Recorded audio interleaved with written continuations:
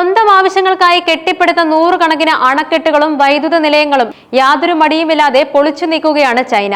അവിശ്വസനീയമെന്ന് തോന്നാമെങ്കിലും ഇതാണ് ഇപ്പോൾ യാങ്സി നദിയുടെ ജീവനാഡിയായ റെഡ് റിവറിൽ സംഭവിച്ചുകൊണ്ടിരിക്കുന്നത്.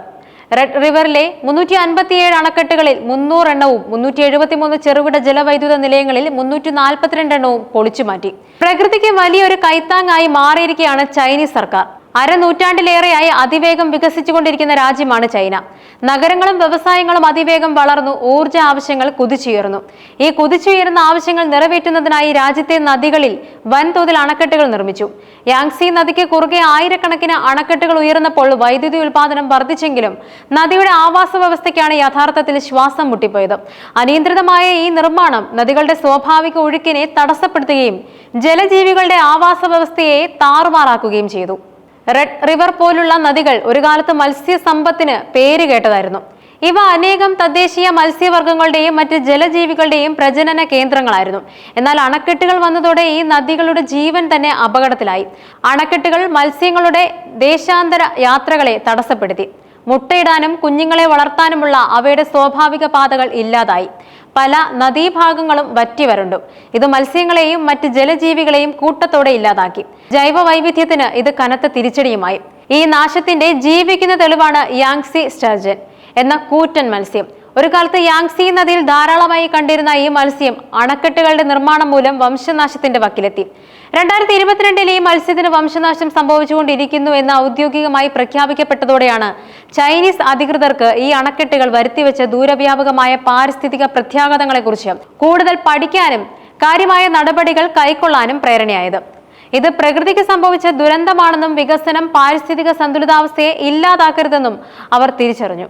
ഈ തിരിച്ചറിവാണ് 2020 റെഡ് റിവർ പുനരുദ്ധാരണ പദ്ധതിക്ക് തുടക്കമിടാൻ ചൈനീസ് സർക്കാരിനെ പ്രേരിപ്പിച്ചത്. ഈ പദ്ധതിയുടെ പ്രധാന ലക്ഷ്യം അണക്കെട്ടുകൾ പൊളിച്ചു നീക്കി നദിയുടെ സ്വാഭാവിക ഒഴുക്ക് പുനഃസ്ഥാപിക്കുക എന്നതായിരുന്നു. കേവലം അണക്കെട്ടുകൾ പൊളിച്ചു മാറ്റുക എന്നതിലുപരി നദിയുടെ പാരിസ്ഥിതിക സന്തുലിതാവസ്ഥ പൂർണ്ണമായും വീണ്ടെടുക്കുക എന്ന വിശാലമായ ലക്ഷ്യവും ഈ പദ്ധതിക്കുണ്ടായിരുന്നു. ഈ പദ്ധതിയുടെ ഫലം അതിശയിപ്പിക്കുന്നതായിരുന്നു. ഒരിക്കൽ വംശനാശം സംഭവിച്ചുവെന്ന് കരുതിയ യാങ്സി സ്റ്റർജൻ വീണ്ടും നദിയിലേക്ക് തിരിച്ചു വന്നു. ഗവേഷകർ നദിയിലേക്ക് തുറന്നുവിട്ട സ്റ്റർജനുകൾ വിജയകരമായി മുട്ടയിട്ട് കുഞ്ഞുങ്ങളെ വിരിയിച്ചു. ഇത് ശുഭസൂചകമായ ഒരു മാറ്റമായിരുന്നു. കൂടാതെ നദിയിലെ മത്സ്യസമ്പത്തിനും മറ്റ് ജലജീവികളുടെ എണ്ണത്തിലും ഗണ്യമായ വർധനവും രേഖപ്പെടുത്തി. നദിയുടെ ജൈവ വൈവിധ്യം പതിയെ വീണ്ടെടുക്കാൻ തുടങ്ങി.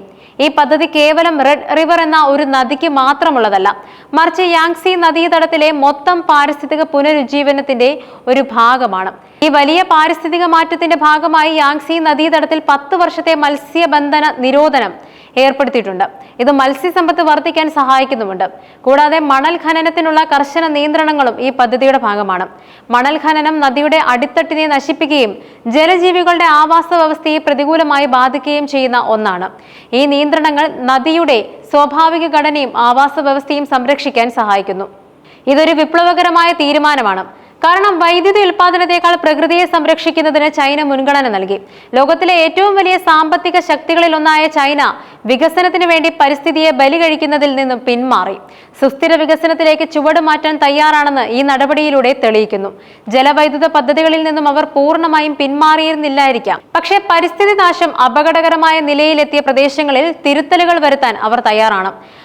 ഇത് മറ്റു രാജ്യങ്ങൾക്കും ഒരു മാതൃകയാണ്. ചൈനയുടെ ഈ നീക്കം ലോകത്തിന് നൽകുന്ന സന്ദേശം വളരെ വ്യക്തമാണ്.